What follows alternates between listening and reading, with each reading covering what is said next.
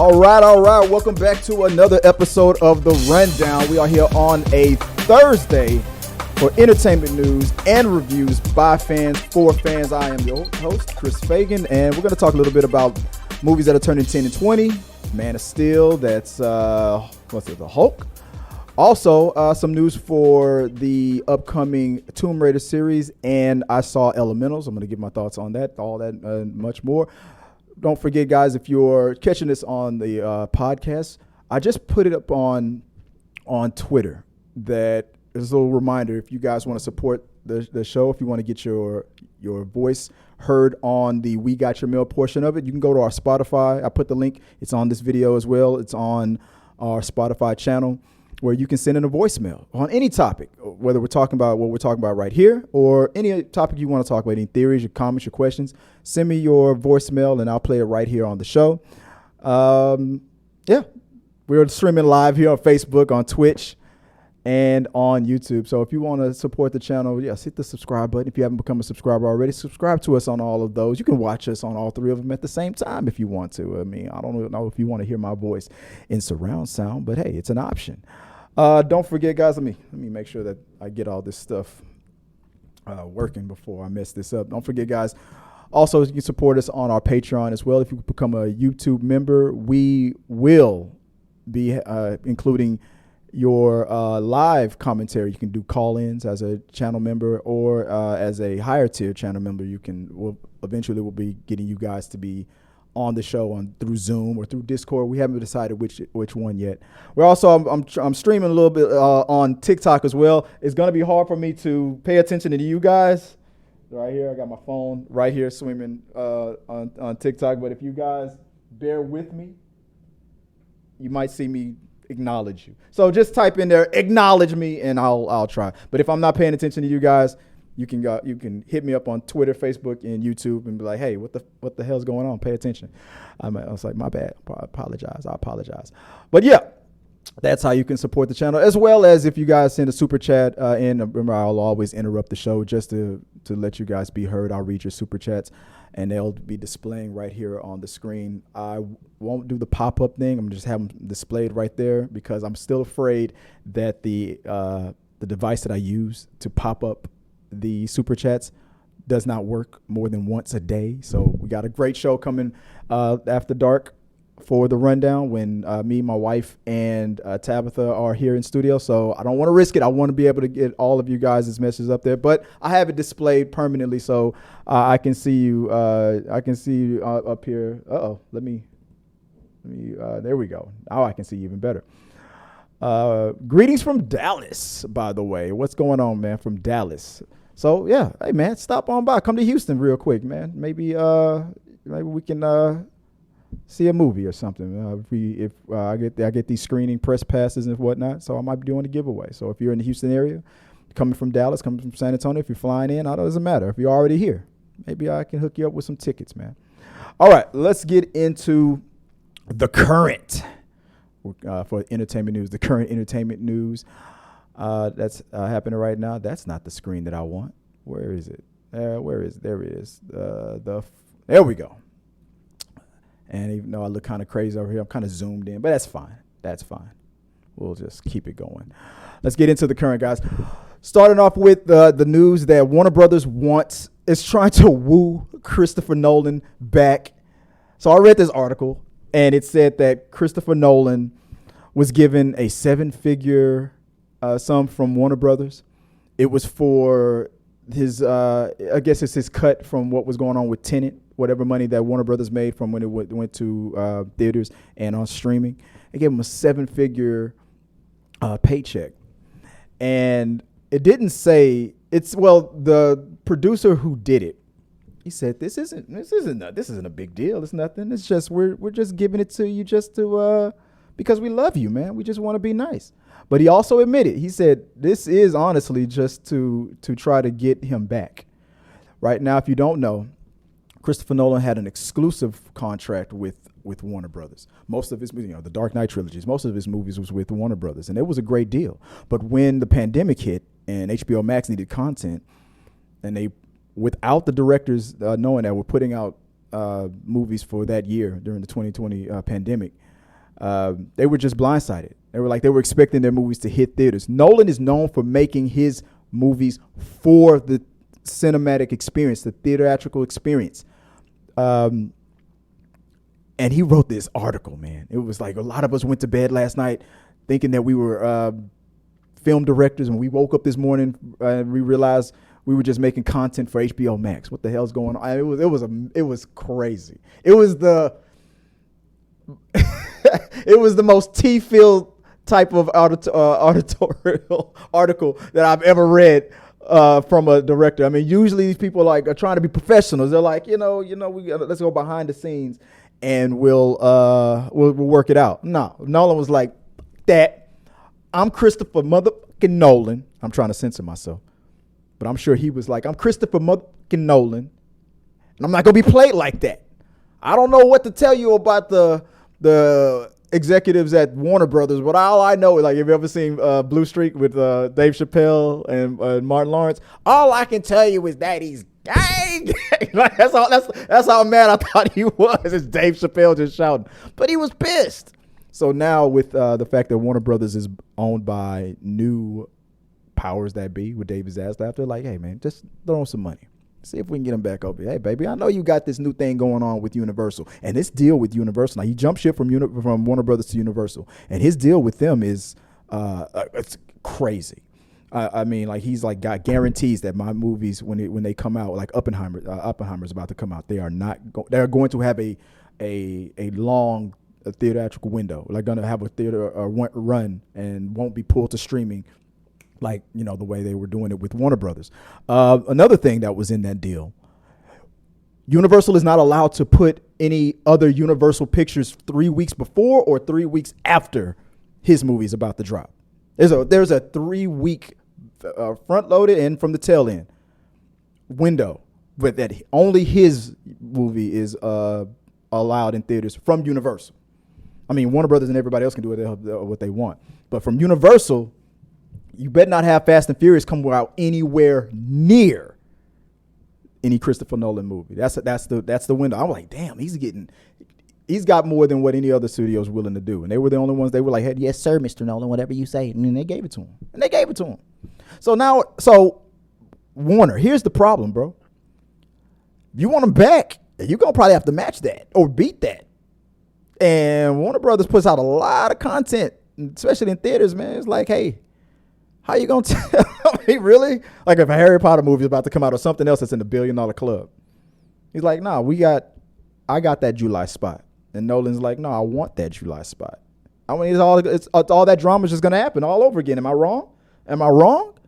It's just going to, so he's probably just going to stay put with Universal unless Warner Brothers is like, all right, we gave you that money just as a courtesy to be like, hey, remember who really made you this amount of money that you're used to making?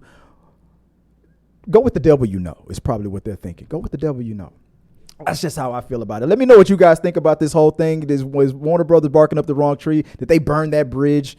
Is it too little, too late for them? And just hey, let me know what you guys think about it. I forgot to change the background as I was doing this. Don't worry about it. So let's move on to the next topic. Share your thoughts below, and then we'll talk about it in an upcoming We Got Your Mail. All right.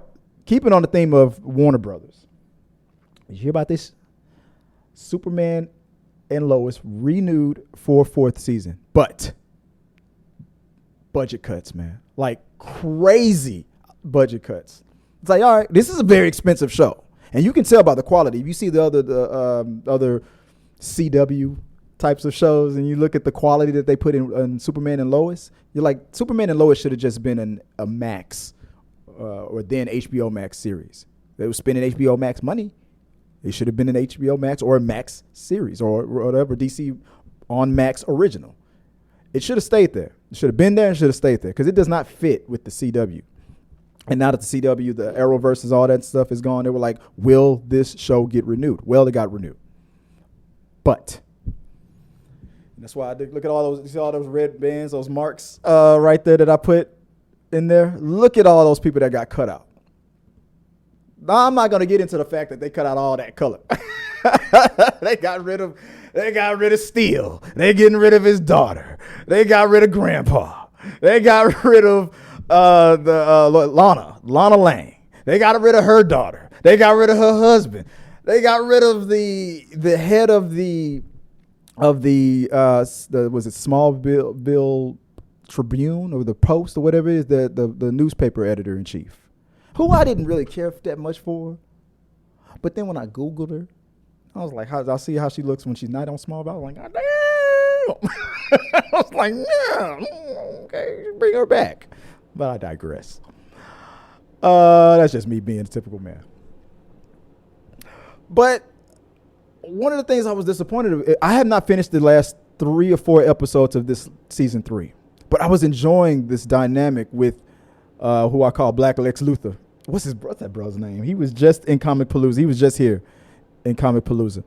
But the whole thing about his family and Steele's family, his daughter, the son, the bad guy's son dating a good guy's daughter. You know, this typical Romeo and Juliet scenario, right? I was enjoying that. I thought this was good. The great thing that's about Superman and Lois is this: you have Superman.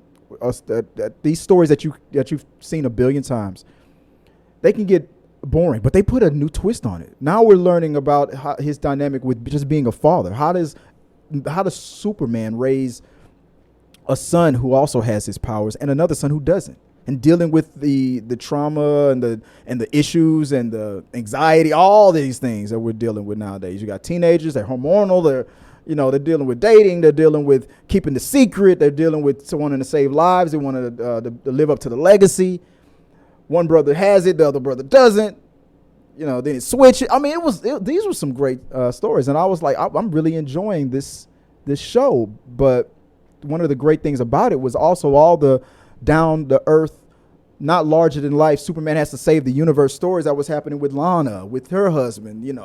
Daddy got caught cheating. And then Daddy got a new girlfriend. All these stories were really, really. I mean, Lois dealing with cancer, stuff like these things that issues that Superman can't just solve by punching something in the face. You can't punch cancer in the face as much as we want to do it to get rid of it. That's not the solution to all these problems. And how Superman deals. So to hear that these actors are not coming back as not recurring or not regulars, or maybe not at all in some cases, I was bummed out about that. But at least the show, maybe and depending on when this writer's strike ends, what kind of quality we'll get in season 4. But I'm happy that at least that it's coming back. Guys, let me know what you guys think about this, and maybe we'll talk about it some more on let me make sure that these chats are not disappearing. There we go. I'm gonna put the chats in the center of the screen right here. Make sure that they don't. So let me know what you guys think about that and any other topics. Get these chats up so they won't disappear. And we'll talk about it on the upcoming We Got Your Mail segment. Okay. Moving on to Zazie Beetz. Confirmed online that she will not be joining Deadpool 3. And I'm bummed about that. The fact that she will be in, from what I've heard, I think she's cast in Joker 2. And I enjoyed her in Deadpool 2. I know that she got a lot of grief about not being the way the character is displayed in the comic book. I mean, they kind of did a reverse thing on it, her being a white woman and then having that black patch over the eye. But since Zazie Beetz is black and they put the white patch over there, they just flipped it. But I think after the movie came out and how well she did and how well she came off, I think people pretty much got, you have that initial 2 or 3 months, like, and then when they get over it, they're like, and when they hear that she's not coming back, they're like, oh, it'd probably be that same a-hole that's like, oh, like that. You don't look like the way it's drawn in the comic books. And then 4 months later, I'm not going to be in part 3 then. Oh, but why? You did such a good job. It'd be the same dude. But, that's just the way it is. We just got to get over it and stuff, Don't know what you got till it's gone. Well, it's gone. But here's the thing. I don't believe her. I think she's going to be in it. at the very least, an end credit thing. We as of yesterday, we got that good news that it did not. It survived. Not only did it survive the whole Disney push on all the releases, but it also moved up. So we're getting it a lot sooner than we thought we were going to get. But I don't believe her. And I don't care if you agree with me or not. She's gonna be. I can feel it. She's gotta be in there, and I won't be disappointed if she's not. I mean, I'll take her at her word. But I feel like this is a misdirect. I feel like it's gonna be one of those situations. So let's say, for example, I feel like the plot of it's gonna be like Deadpool is trying to survive the destruction of the Fox Marvel universe and trying to make it out so he can survive and make it into the MCU. Domino's character is all about being lucky.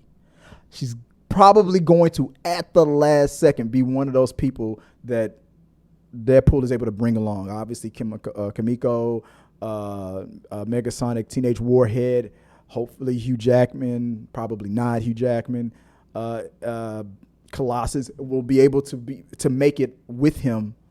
I don't know if it's going to be a portal that's going to open up jump from the Fox universe to the MCU or something like that. Something's probably going to happen in the end where they got to make it through, and those core 5 or 6 or whatever are going to make it in.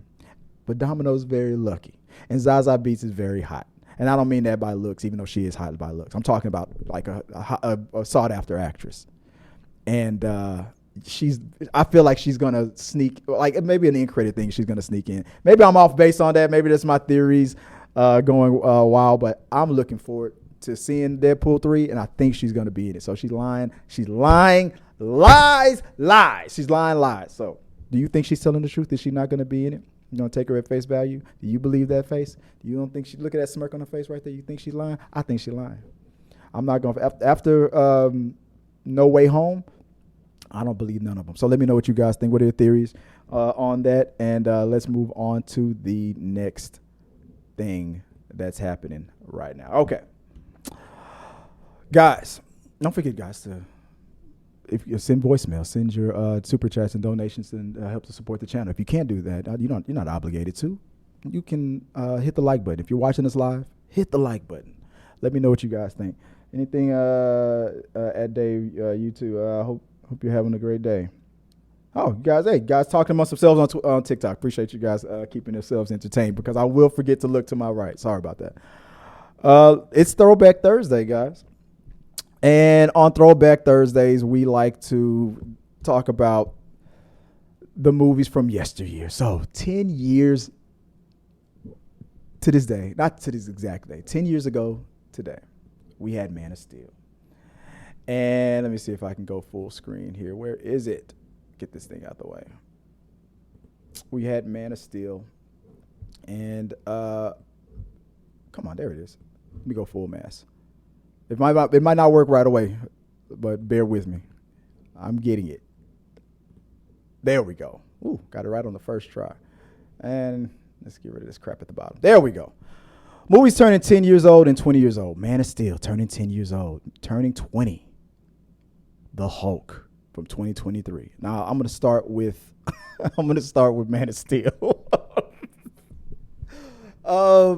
Man, that movie was so underappreciated when it first came out. Superman doesn't kill. Man, get over it, man. The movie that started off the DCEU, the movie that was the most controversial because of the whole Superman doesn't kill thing. But I think one of the best takes of a Superman movie ever. I think Henry Cavill was the best Superman that we ever had. And I stand by that. Now, time will tell. Maybe the next Superman that we get from Superman Legacy, maybe he will rock it and crush it just as good or even better. And maybe he might exceed. Maybe he'll be received better. Maybe James Gunn won't let this Superman kill. Maybe he'll make him smile a little bit more. Why don't you, like construction workers, like doing those cat calls? Why don't you, hey, Soups, why don't you smile there, sweetie? Huh? Why don't you smile? Yeah. But I don't know.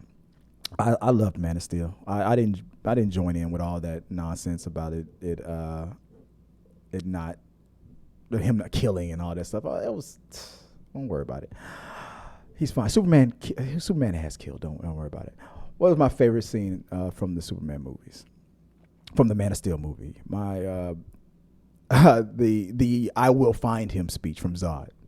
That whole Krypton scene in the beginning was amazing. I love that movie, man. The visuals in it, Jor-El, Kal-El, everybody. The way Henry Cavill played Clark, even when in the flashback, even though he was straight up 30 years old in the flashback trying to play a teenager. But the tornado scene, when they had to go back for the damn dog. I wouldn't have gone in that damn tornado. Hey, son, get your ass out of here. You've been vulnerable. Get over there and get that dog. I'm not doing that. That whole being willing to sacrifice his life to keep his son's secret. Man, that was a very emotional movie, man. I got teared up at that moment, but that's just how I felt. Let me know what your favorite scene. What are your thoughts on Man of Steel? Can you believe it's already been 10 years? And on top of that, the Hulk turning 20 years old. That movie was so bad. It was all we had, though. It was before the MCU. It was after Spider-Man, after X-Men, and I agree, J-Dubs, that did not get the props it deserved. It did after. It just like Zazie Beetz. You don't know what you got till it's gone. Then all of a sudden it was like Batman wasn't, Ben Affleck wasn't coming back. Henry Cavill might not come back. And it was like, oh. I was like, for years, Superman doesn't kill. You don't smile enough. I can see your taco meat at the top of your suit. I'm not coming back. Oh, but why? Same people. And the second you got used to it, it crossed that moment from hating on it and trashing it and shitting on it to loving it. The second you was like, well, I'm out of here. Packing up my cape. I still got my cape in the closet, but I was on a preacher going to the Witcher. Oh, we want you and The Rock to work together. Oh, God, it was so funny. So funny. A black Spider-Man. I'll be right back. They would leave. And then all of a sudden the movie comes out and like, oh, okay. I never said anything bad about Miles Morales. Yeah, right. But it was pretty unanimous that this was some trash. 20 years ago, and it did not live up to the standards because I saw what he was trying to do, the whole comic book thing, the fact that he was larger than life, but he looked like a cartoon brought to life. The animation, obviously we know the animation wouldn't have been that great in 2003, but it was just the way it was written, the way it was. I mean, this close-up shot right here, that was awesome. All the close-up shot, but the bulkiness of them, the way it was handled in the Incredible Hulk when the MCU got brought in was perfect. The one thing that stands out to me most about this is the fact that Universal still has the damn rights to it. Sorry, I can't collab just yet on TikTok because I won't be able to pay attention on TikTok and do what I'm doing. So I'm sorry, no, I can't do a collab. But the fact that Universal still has the rights to it is funny as hell. To the distribution rights. But will the rights? Is that Paramount? Is it Paramount? Is Universal? I think it's Universal. But hopefully, maybe that's a part of that Hulu deal that they're negotiating on, and to give back the distribution rights so we can have a proper MCU Man of Steel. See what am I missing? I'm gonna close the vote when we get to the. What's going on, Peter? Hey, how you doing? I'm gonna close the poll. I have the polling question up. As we close out Throwback Tuesday. So let me know what you guys think about that. We're going to talk a little bit about Elemental. Not that long. I saw it last night. And I'm just going to share just quick thoughts on it. But, I don't have a background for it. So let me just close that out. Uh-oh. Come on, Chris. What are you doing here? There you go. Fix that. For you guys on the podcast, I apologize for this little technical difficulties I was having with the monitor. So, guys, I'm gonna get to the chats. I'm not gonna pop them up. This because I'm still afraid that it's not gonna work tonight, and I want everything to go off without a hitch for the rundown after dark. But when we get to the main topic, I'm going to close the polling out. The question was, should Tomb Raider stay in theaters, or is streaming the series the best option for now? I'm going to check out what you guys have said after I close the poll. Close the poll. All right.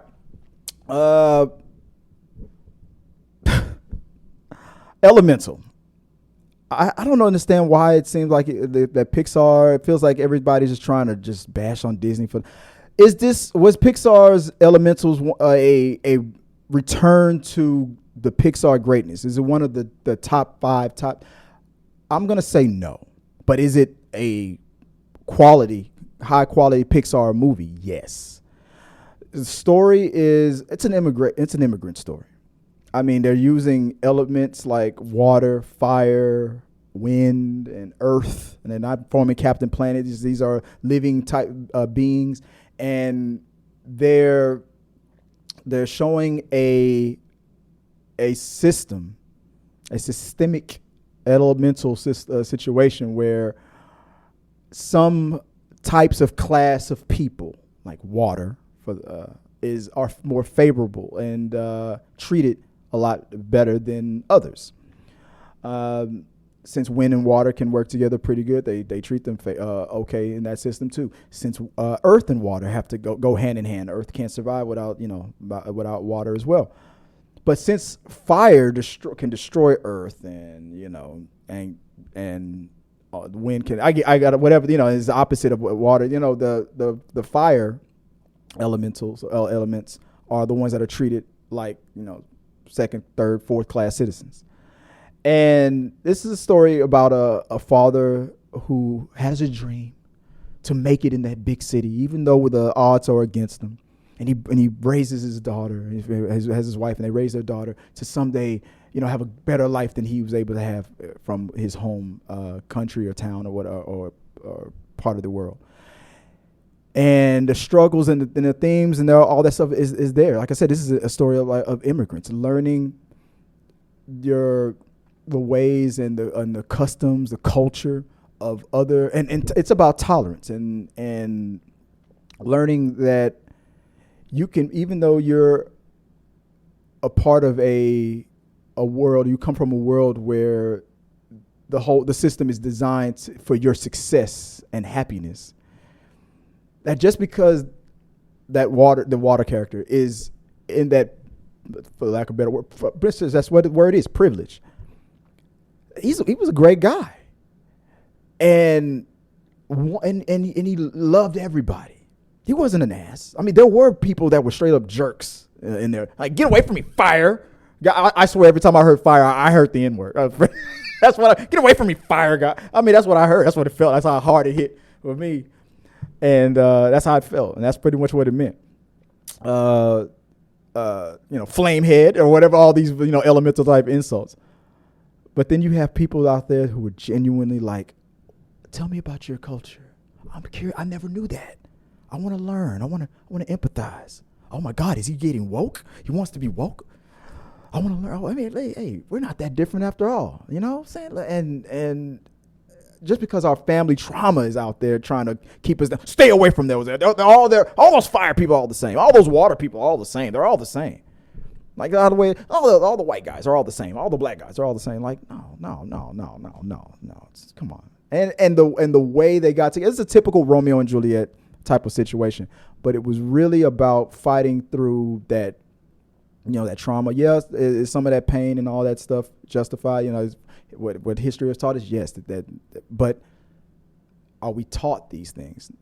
For the that's the lesson. We're not taught. We're not born to have all these differences. We're taught these differences. And the cool thing about it was those lessons it wasn't beating you over the head with those lessons. So all the people who were upset about everything getting woke, and it wasn't beating you over the head with it. It was what it was.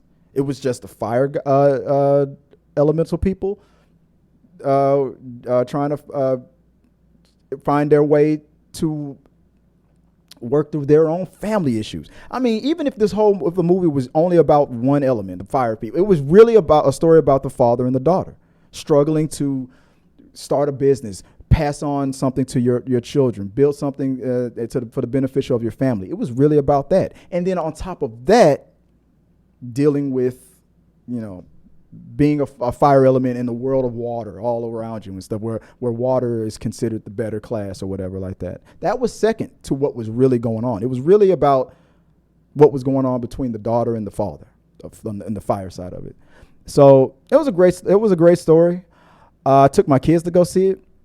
I thought, for me, as an adult, I should have had the sound up. I didn't have it up since I said it. I said the word. I said for me, so I should have had that up.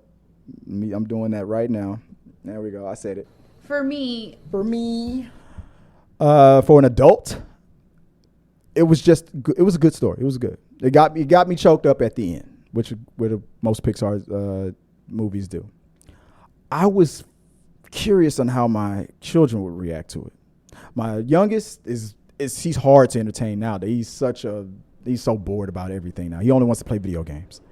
My daughter and my oldest son, cracking up the whole time.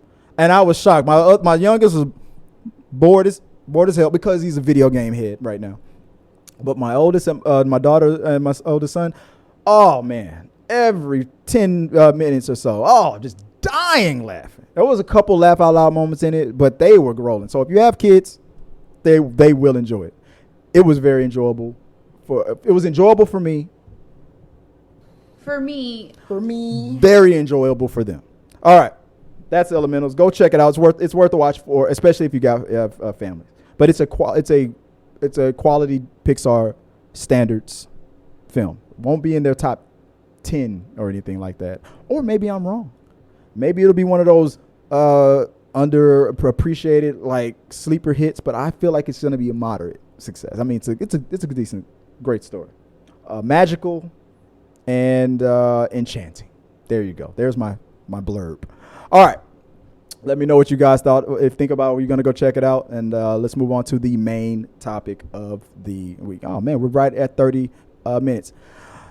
I told Peter Lang, I said I was going to make this an hour show. When I'm by myself, I don't think I can drag it out for an hour. So probably 45 minutes. Phoebe Waller-Bridge has come out that she is executive producing Tomb Raider. And it's going to be a series on Amazon Prime. I am whelmed about this news. This isn't anything that I thought was going to. Oh, let me fix this. I'm sorry about that. Fix the lower third. I should have had that playing the whole time, shouldn't I? There we go. I'm 50-50 on this because I know her writing style for like things like Fleabag. She's a great comedic writer.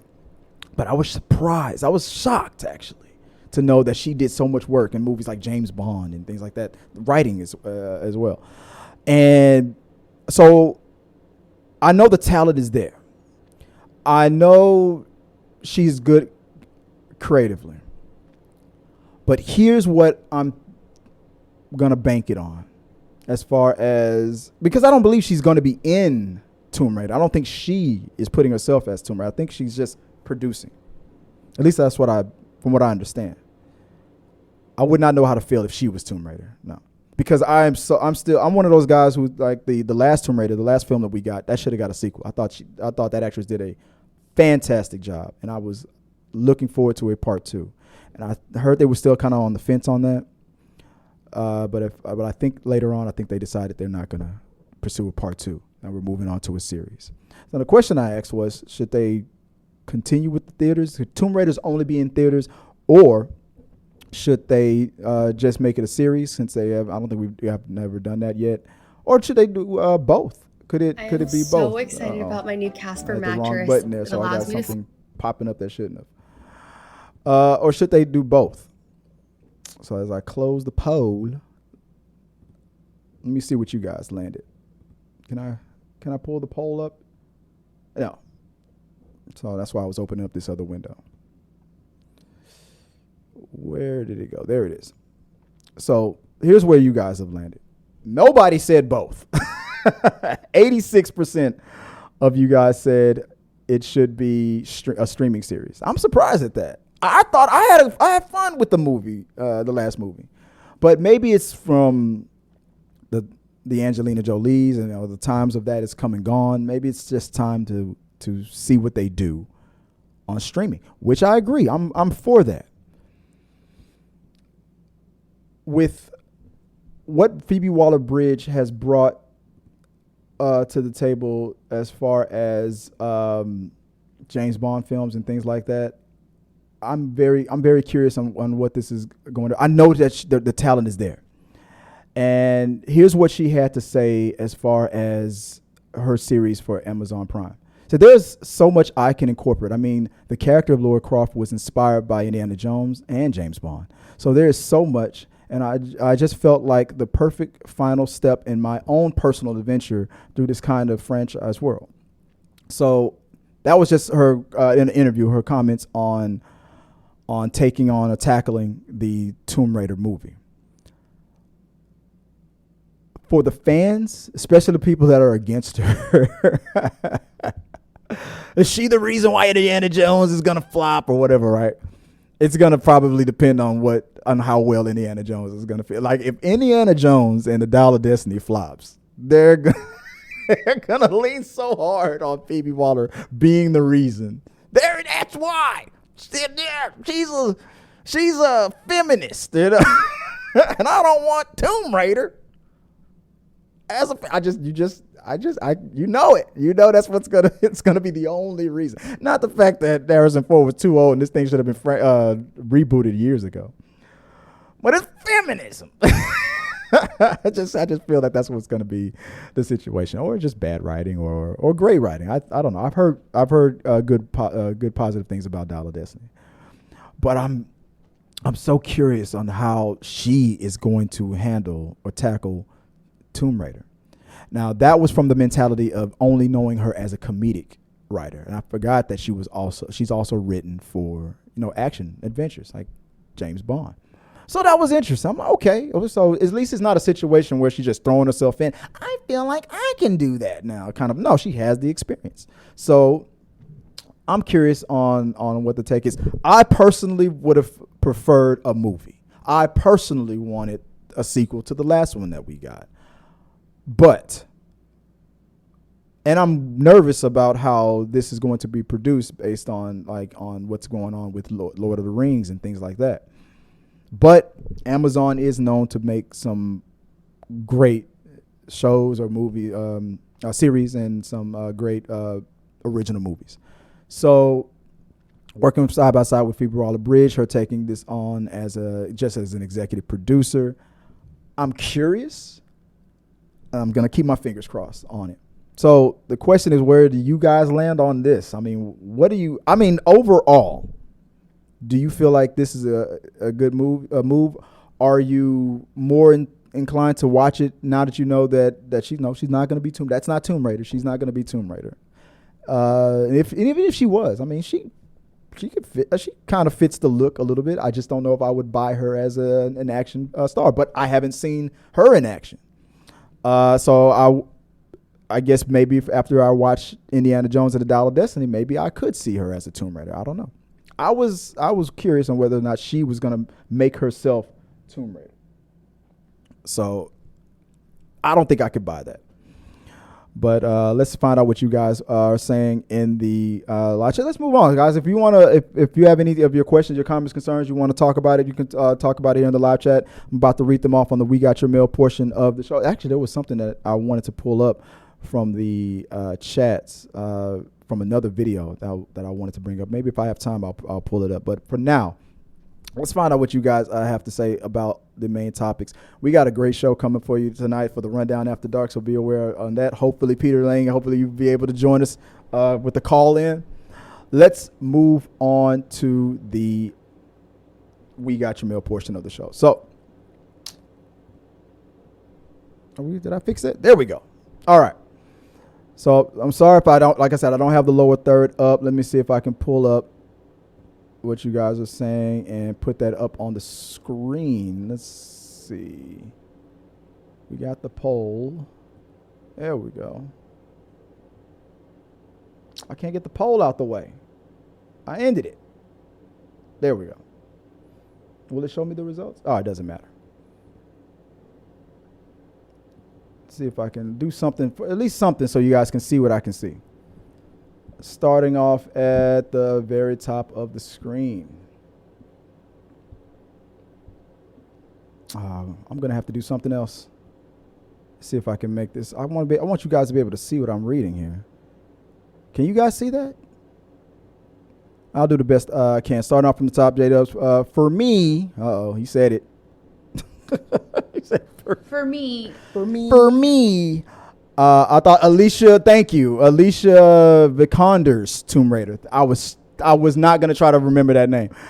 Tomb Raider's movie was really fun and was looking forward to the second, but looking forward to the series. My hope is Jodie Comer. You're looking for Jodie Comer as Tomb Raider. Jodie Comer. Jodie. You think that's? Ooh. Now, speaking of which, Jodie Comer from Free Guy and from Killing Eve. Speaking of which, Phoebe Waller-Bridge also wrote for Killing Eve. So I'm not worried about it. I'm not worried, like on TikTok. I'm not worried about it.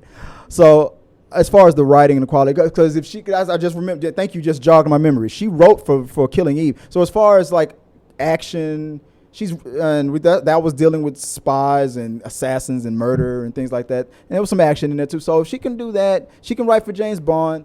I'm not worried about it too much as far as her executive producing Tomb Raider. Jodie Comer as Tomb. Ooh, I likes that.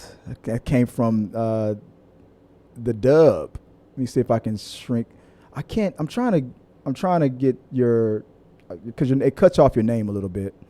So I apologize for that. I'm trying to do the best I can to get it all to fit in the screen here. So I'm sorry if it cuts your name off. J-Dub also continues with greetings from Dallas. Oh, we already read that one.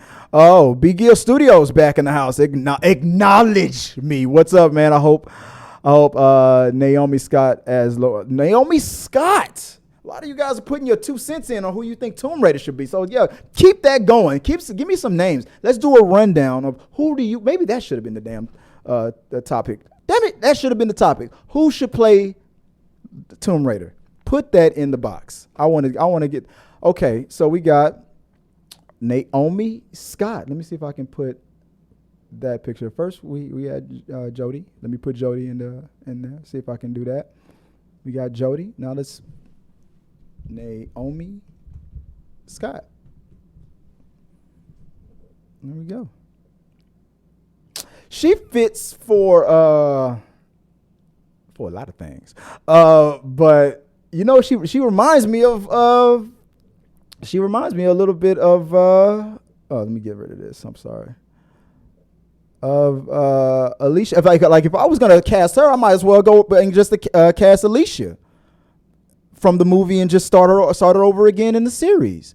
Or me personally, if I was doing it, I would ask Phoebe to make it a bit of a sequel to that movie. I would just cast Alicia again. If I was gonna go with Naomi Scott, who I think is a great fit as well. I'm just so much to me. For me, I know I was about to say it. For me, there's so much similarity in their physicality. Not that they look alike. Look at how they look alike. No, I'm not saying that. I just when I see her, I still kind of see Alicia. So I just might as well stick with Alicia because I feel like that worked. But maybe Naomi would be a better. Come on, keep those coming. Keep those suggestions coming. I like that. J-Dub continues. I wonder if WB would make him. I guess we're talking about Christopher Nolan. Only PG-13 movies. Universal doesn't seem to care. I just wonder if Warner Brothers would make him make only PG-13 movies. Universal, Universal don't really care. I don't think there'll be a limit like that. I think if hasn't Nolan done some R-rated movies? No, maybe not. Maybe they were all PG-13. I don't think. That's a good question. would he make them? Would he only make Christopher Nolan do PG-13? No. I think Christopher Nolan has gotten to a point where, I got to scoot this TikTok closer to me now because y'all talking now. I think Christopher Nolan has gotten to a point where it's like, I'm Christopher motherfucking Nolan. I can make whatever I want to make. It's going to be X-rated. Yes, sir, Mr. Nolan. Whatever the dump truck of money comes in, just bring it in, just dump it into his house. X-rated. Thank you, Mr. Nolan. Can I have another? Yeah. I don't think so. That's a good question. That's a good thought. Peter Lang, Peter Lang, the creator of The Current, no longer Entertainment News, on the current topics that was suggested by Peter Lang. And I got to make a graphic for that, for The Current. I'm thinking about something with a lightning bolt. So anybody of you guys can help me with graphics, especially out there on TikTok. If you can help me with graphics and stuff, I appreciate it. Like a current news. I'll do the voiceover in a world. Peter, if you can do that, let me know. Christopher Nolan has become a diva who's more trouble than he's worth. Ooh, hot takes. All right, but I'm not going to disagree, but the results speak for themselves. I mean, when he blew off that T and was like, let me just dust off my old typewriter here and tell Warner Brothers what I think about. I was like, yeah, that was kind of like, I thought you should have handled that behind the scenes. But when you get to a level where you're like, what do they say? It's not bragging when you can back it up. Would I have done it? No, but I'm just Chris Fagan. That's Chris Nolan. So, yeah, I'm not going to disagree. But it was hot. I mean, but at the same time, during that, when he wrote that article, he was defending the fact that the directors, they were lied to. Well, like, yeah, these movies, they're coming out. I understand there's a pandemic, and you remember how they handled with Scarlett Johansson when Disney, when Bob Chapek was in charge, and he was like trying to use the pandemic to his advantage. I can't believe you're asking for so much consideration and so much money. Don't you know there's a pandemic going on? Yeah, but you still are under an agreement. So just delay the movie until the pandemic lifts and then put my movie out in theaters where it was supposed to go, which we agreed upon, like the other studios are doing. And they pulled that same move with Christopher Nolan and all those other directors. And it was like, y'all, you went back on their word. So he was hot, man. He had a little reason to be hot. But I'm not going to disagree with you. A little diva-ish. Well, why can't you? All these things should be for me. For me. That also deserves that other one. Hold on. Let me see if I can find it. Where's that other sound? There we go. Because if you're going to give Christopher Nolan what he wants. Some of y'all are about to get sued. I just wondered if I just read that one. Big Gills. Greetings, good sir, from the Chicago burbs, by the way, from the suburbs of Chicago, from Chi-Town. I didn't know you guys from Chicago, man. I don't know why I had it in my head that y'all were here in Texas. Okay. Greetings and salutations from Chicago. J.A. Dubs continues on. Really frustrating where we never got a proper sequel to Man of Steel. Yeah, Man of Steel 2 should have. But at least for the rumors for who should have played the villain for Man of Steel 2, at least I feel like James Gunn will do it. Like if we wanted Brainiac to be the villain for Man of Steel 2, you know James Gunn's going to do that. At least we're going to probably get a proper Brainiac. Because even if Brainiac isn't the villain in Superman Legacy, and with the name like Legacy, I don't know. I just feel Brainiac is the choice. Because Brainiac was from Krypton, and he started, or at least that's what I remember from the cartoon. He was also from Krypton, and he started shrinking planets and collecting things. Jada was really that was what we Peter Lang, Man of Steel 2. Man of Steel is 2/3 of a good movie, actually. The Hulk was decent. My favorite scene from that Hulk movie was when was that Liv Tyler, the girlfriend, when Betty was in that helicopter and Hulk was about to destroy it. And they used her as the secret weapon to calm him down. And then he just shrunk down in the middle of the street. Shorts stayed on. I was like, this is some bull. I never liked that about the Hulk, how those pants just stretched before he realized it. But the pants just would stretch. And that was the biggest Hulk ever. How did those pants stay on? And they shrunk with him. Never liked that. He should have been Bucky, naked. And it just made sense. But it is what it is. Let's see. Moving on. Man of Steel has, Man of Steel, this is from Peter Lane. Man of Steel has no idea of who Superman is. I mean, that's what a lot of people felt like, that it wasn't, that he was too mopey and that he was too depressing. I just looked at it as a more realistic take. He was a confused man. And on top of that, the other criticism was Superman wouldn't have gotten letting all those people got hurt. I mean, he's only been Superman for less than a day. He just put the damn suit on. It wasn't like Christopher Reeve's Superman, where come to the Fortress of Solitude, we're going to lock you in, we're going to go through like 10 years of intense training. We're going to use holograms and all kinds of metadata to get you ready for anything. And then by the time he was done, he was like, I'm ready. With Man of Steel, it was like, who am I? Ain't no time for that. The city's the world's about to get destroyed. Go out there and figure it out. It's like, God dang. So I got to give him a benefit of the doubt. Superman wouldn't have let all those people die. Zod was a trained general, even without the superpowers.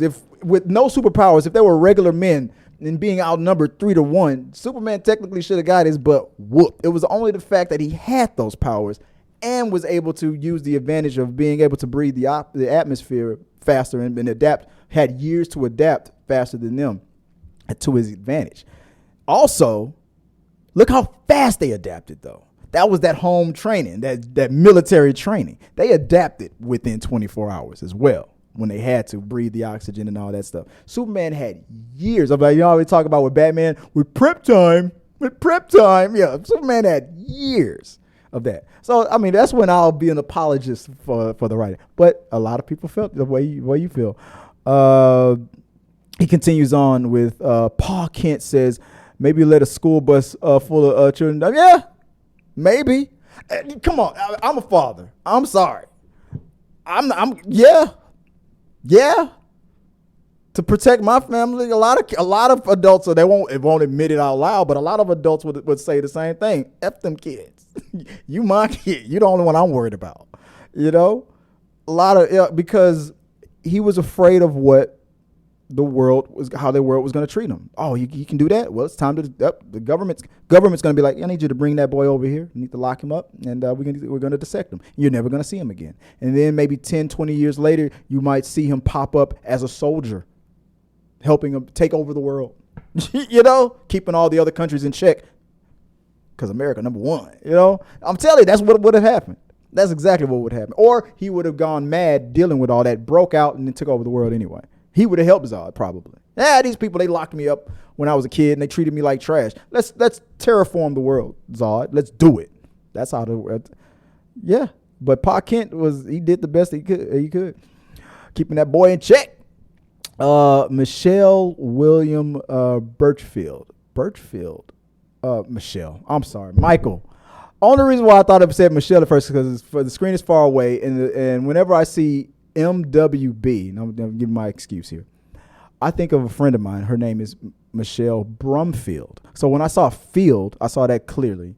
So I thought that was my friend Michelle Brumfield. But Michael Birchfield, I apologize for misreading it, says, hello, friends of the chat. I finally caught the live show. There you go. Sorry that by the time you finally caught the live show, I butchered your name thinking you were somebody else I knew. But welcome back to the channel.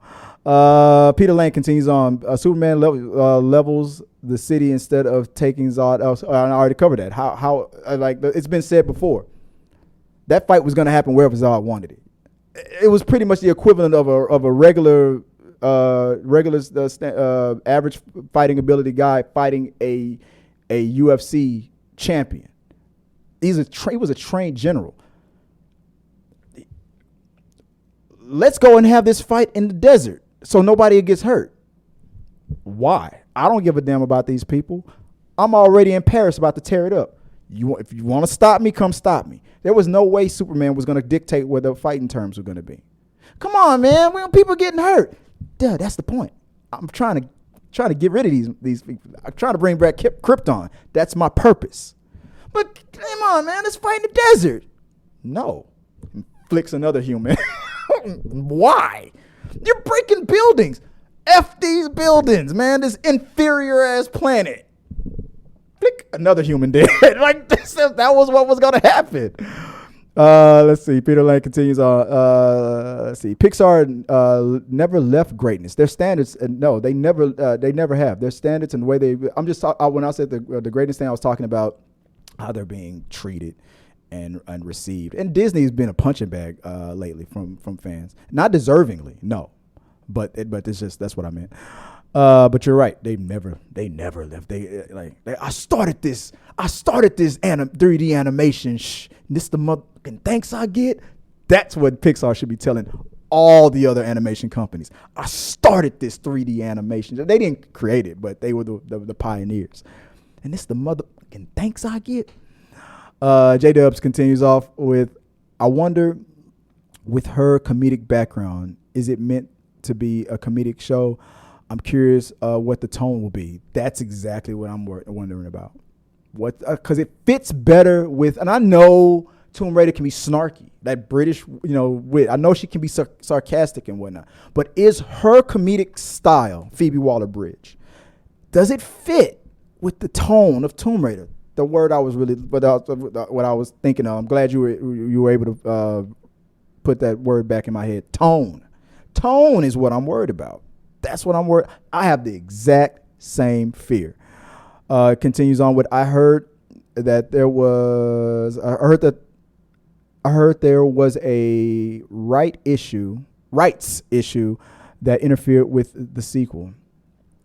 What would the issue be though? I'm going to look it up, but I heard that they were on the fence of whether or not to produce. I heard the only issue was the money that it made. That's what I heard. If I'm remembering correctly, that was the only right. Like this, it should have had the right. Oh, that's where they put the results. Whenever I'm looking for the end result, whenever I click in the poll, I always thought it would throw it up somewhere else, but there it is right there, the results.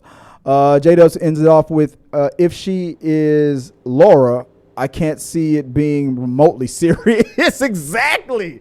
That's what I was hoping. Like, please don't cast yourself as Laura Croft. But I would have to see her in action. I guess I've never seen her in an action type of scenario. But I heard that did she write for James Bond? And I guess we're going in the first interactions of a action like scenario that I'm going to see her in would be the Dial of Destiny. So I'll get a taste of it. And from what I've seen in the reviews, it's not that bad. So maybe she can pull it off. Hell, as a twist of fate. I mean, Liam Neeson didn't consider himself an action star, and then that's all you can see him as. I got a certain set of skills. Like, he did more comedies. Wasn't there a comedy that Liam Neeson did where he was a ghost in an old castle? And he falling in love with the living couple, the woman that was there. I remember a scene where he tricked a girl that he was in love with, who was alive, and he was a ghost. And he's like, "Come hug me, come with me." And then she went to hug him, and she went right through his body. He fell to her death, and I got her forever. What was the name of that stupid? It's a dumb movie, but it was funny. That was it. That ends off the week. Or is that no? There's some more. Let's see. Peter Lane continues on. Tell me where to contact you, and we can organize the call in. I'll reach out to you. This is for later tonight. It's either going to be Zoom or Discord. I haven't decided yet. The Dubs, Jessica Henwick. Let's look her up.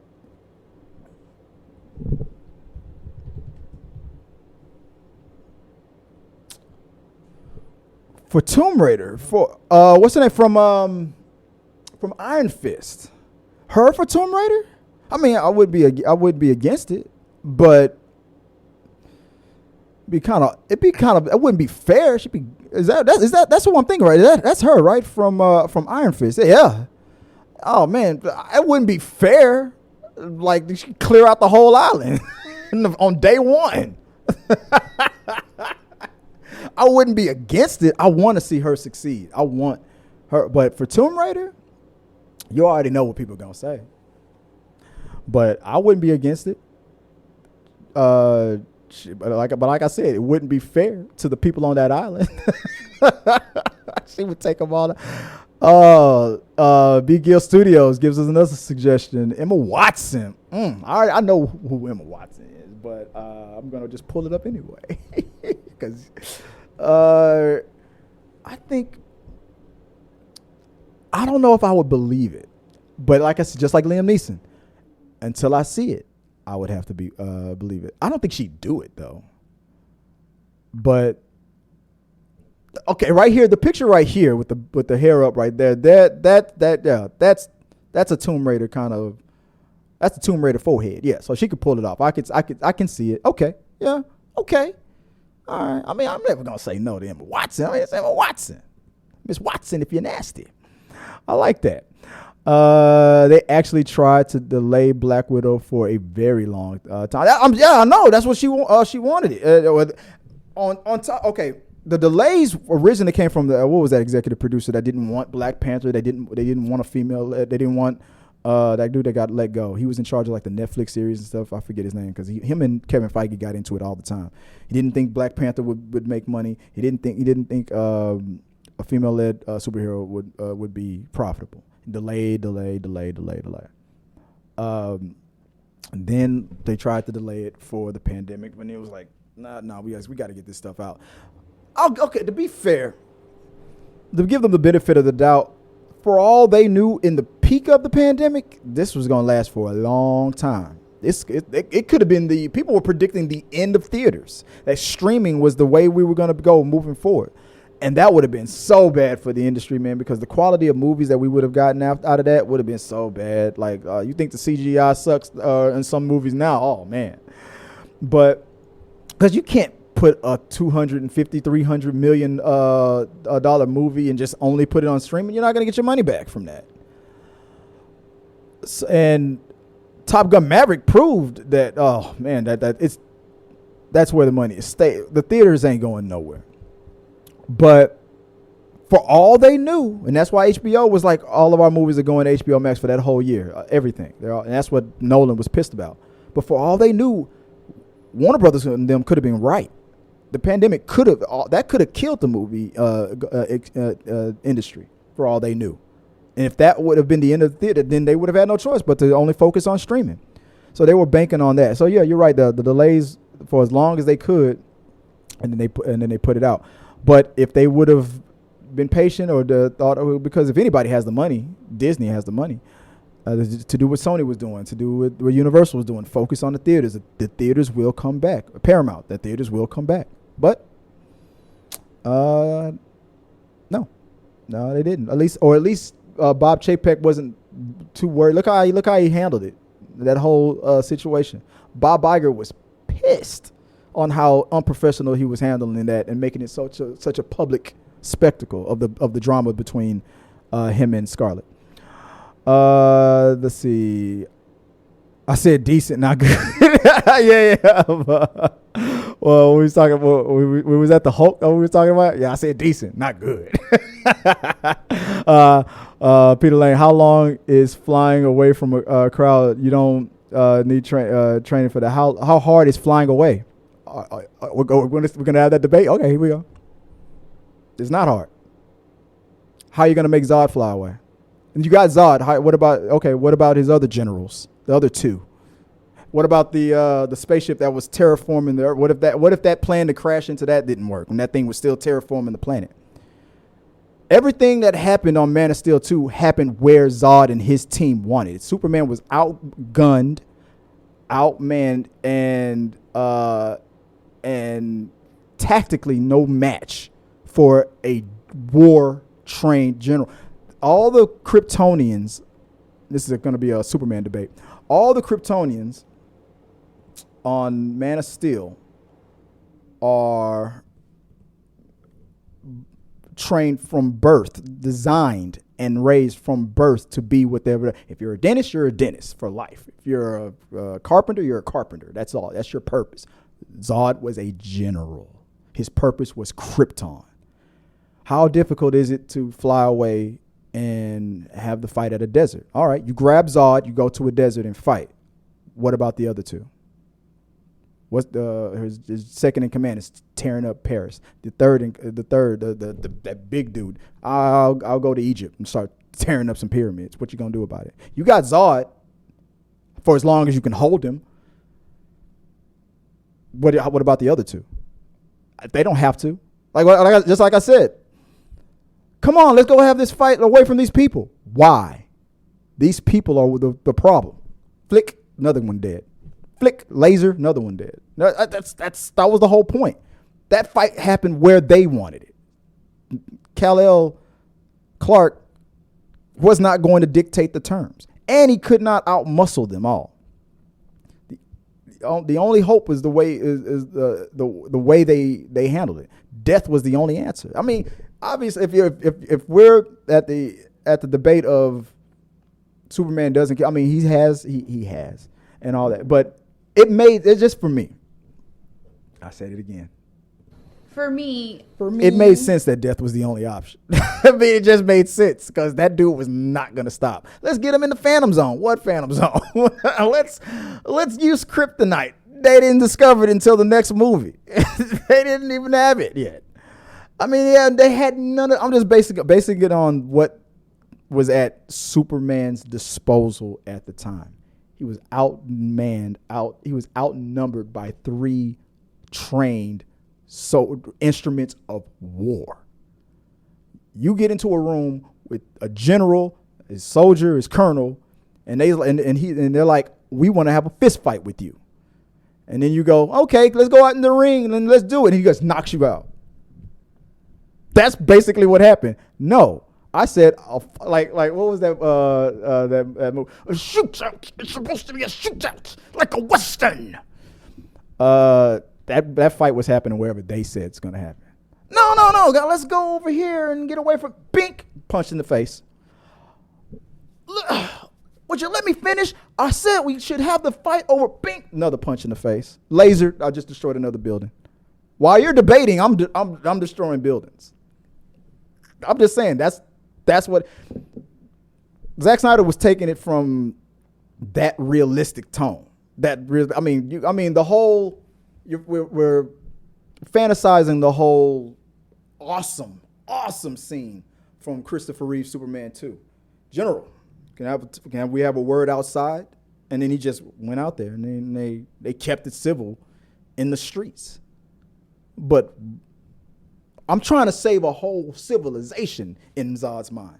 Why should I keep it civil with you? You're nothing to me.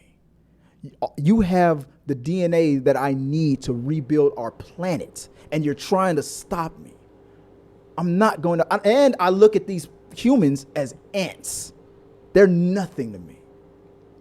Let's go have this fight in the desert. All right, you grabbed me. What about her? And what about him? They don't have to follow. And they know you're not going to stop. I mean, they know, like I know, like you know, that you're going to try to save as many of them as you can. So while you take me out and take me to the desert, they're killing a bunch. You know what I'm saying? That's just the whole point of it. That's just the logic, the way I see it. But a lot of people agree with you that people were upset about that. A lot of people agree with you. It says that another thing. What did you say here, Peter? Did you say something naughty? Because I'm about to show it. Let's see what it says. Let's see. How hard is it to fly away? Ike Perlmutter. Thank you. I'm bad with names. BGL Studio says we could have gotten a Black Widow film in Phase 2 after Captain America 2. That would have made sense. Peter Lane, my point is that they could have dumped her movie in the theaters when Tenet came out. Yeah. Instead they waited more than a year. Yes, you're right. And yes, Chapek was a complete arse. Well, yeah. The theaters only exist still because of, and I guess you continue exclusivity windows. Yeah, 100%. Yeah, right on. JD, the MC. Man of Steel is so underrated and misunderstood, man. Those who don't know just don't know. Those who do. Appreciate your take. Let's see, Peter Lane. The film, the flaw in your Man of Steel argument is the things I wanted was inside Superman. Yeah. All Superman had to do was leave, and they'd have to follow him. Or I'll go grab your mom again, and you have to come back. I mean, you saw how fast he came. I'll pull some time to the side for after dark, and when everybody gone, me and you can get on the call, and we could have. I love this conversation. Love it. Oh yeah, no, you need baby, you need me, son. You need me. You know that the is inside me, and you can't bring back. But that was the case when he destroyed the that ship. No, what did you say? If you destroy that, you destroy Krypton. Krypton had its chance. He did that anyway. That happened. So that whole run away thing, and they have to go find him. I mean, eventually they would catch up to him eventually, and the longer the fight lasted, they were getting stronger and stronger. The real advantage that Superman had was the fact that he had all that DNA of Krypton inside of him, and he was able to probably absorb more sun, and he, like, power level wise, he was beyond all three of them. But he loves the people. He's a man of the people, baby. And like I said, you're gonna keep running? Flick, another one bites the dust. Flick, flick, flick, and another human gone, and another human gone, and another one bites the dust. You came back. Like you said, Superman, he tried, like just like how Toretto is on Fast X. Not only is he saving the city and saving the world, but able to save people, like, in the split second of a thought. Like if you haven't seen it, I'm sorry if I'm spoiling it, but that was ridiculous. But that's how Superman is. He doesn't want to let anybody get hurt. So if the more he ran, the more people get flicked. So yeah, I mean, I'm saying I understand your logic on it, but I feel like I can counter it, getting into the mind of a psycho. And like, you gonna keep running? You know your mama's still over here, right? Keep running and see what I do. Then Superman would have to come back. And then, I mean, eventually that divide and conquer tactic these are military soldiers. You go to this corner of the earth, you go to that corner of the earth, I'll stay right here where his mama is. And if he keeps running, start tearing stuff up. Eventually, divide and conquer would have kicked in. I'm saying. That's just me. Anything else before we call it? What do we got here? I appreciate you guys. You keep me on my toes, but I feel like I'm trying to dodge and weave. But at the same time, to be fair, let me get on your side of it now, Peter. When it comes to anything, writing style, comic books and all that stuff, it all depends on who's writing it. Like the ultimate question of who can win between Batman and Superman, it depends on that's my answer. It depends on who's writing it. If I'm a Batman stan, Batman's gonna win. If I'm a Superman stan, Superman's gonna win. But Superman could do, I don't care. Prep time. That's all I'll say. Or if I'm on Superman's side, Superman just has to fly into the outer Earth atmosphere and laser the Batcave until Bruce's heart he listens out. It's still beating. Bzzz, got him. It just depends on who's writing. So yeah, everything that all the tactics and stuff. Like if there was a way to figure it out and to make it make sense where nobody gets hurt and to incapacitate Zod and his team and stuff, if there was a way to write it to fit the tone of the movie that we got and to make it make sense, yeah, go for it. I mean, like it was said in Christopher Reeve's version, they went to the fortress. It was able to get them to the Fortress of Solitude and trick them into taking their powers away, and then murdering them. I threw him down. He took Zod's hand and picked them up. Bye, Zod. Talk about Superman, don't he? I think he wiped them out in Christopher Reeves, didn't he? They died. I think they died. I think they. Like Christopher broke his hand at least. That scream was awesome. He was like, "Now bow to me," and Zod had his hand out like, "Now take it, take my hand, kiss it, kiss it." And he took him.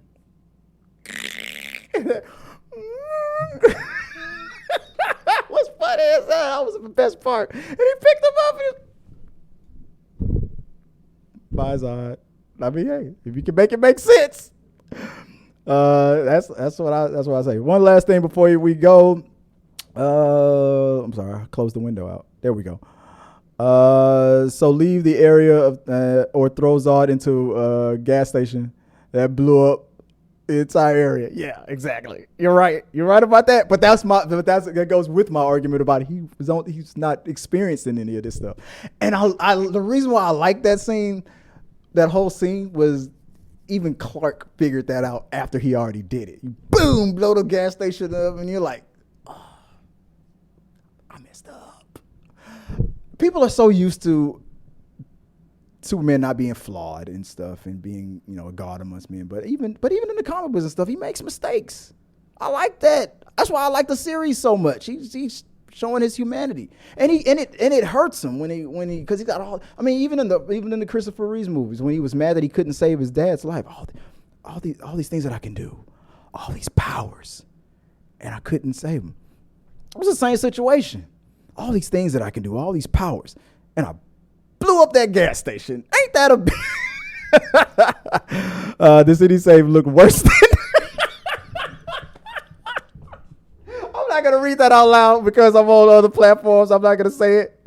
But let's just say the city looked the city you should have put that in quotes. He saved looked worse than 11. I'll just end it with 11. The Hulk didn't cause that much damage, and he was the damn Hulk. Facts. I'll give you that. Depends on who's writing. Man, come on, give me a chance here, Peter. Give me a chance. Superman, Batman has 0 chance. The writing is only way in the writing is the only way in hell Batman could win. Yes, that's true about anything. Writers dictate everything. All right, guys. You helped me do it over an hour. There we go. My stamina's still strong. Thanks, Peter, for keeping me monologuing about Superman. So I'm gonna call it because I got to get ready for tonight for the rundown after dark. Guys, appreciate you guys for watching. Those who stayed along. A lot of you guys dumped out. It's like this has become the Peter Lang and Chris debate Superman show. So there are a lot of people bailed out a long time ago after I finished up with all the main topics and whatnot. So that was funny. But guys, appreciate you guys for joining us in the live stream for the podcast, guys. If you go to the podcast, the Spotify through Anchor, and you click on, and the link is in the description below. You can find the link for voicemail. You can send voicemails, and I'll be checking those. I think I'm supposed to get an email alert that a new voicemail is in there, and then I'll play them out during the show, during the We Got Your Mail portion of the show. And I'm pretty sure that I'm going to get a voicemail from Peter Lang anytime soon. And another thing about Zod. Let me tell you something about your precious Zod. He should have did. Like, I could already say this coming. At the very least, I'm hinting that that voicemail better come in, Peter. But yeah, send me your voicemails. Hit the like button. Let us know what you guys think about the show. Anything that you guys want to discuss. Send them to me. I love hearing from you guys. I love having these conversations. This was fun. I like this. But I got to get ready for the show for tonight. I got to do some of my day job stuff and get that out the way so I can stop, so I can pay the light bill.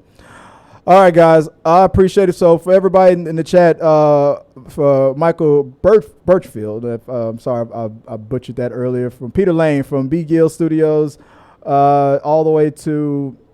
Just trying to scroll down from J-A-Dub to where my boy at? Where is he at? I know I see him. JD the MC. All you guys, appreciate you for being in the live chat. Appreciate you guys. I was watching on TikTok.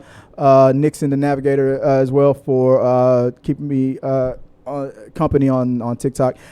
Guys, that'll do it for today. I'll see you guys tonight for the Rundown After Dark. We'll have my wife, we'll have Joy and Tabitha with me. And until then, good day and sayonara. Have a good one, guys. Peace.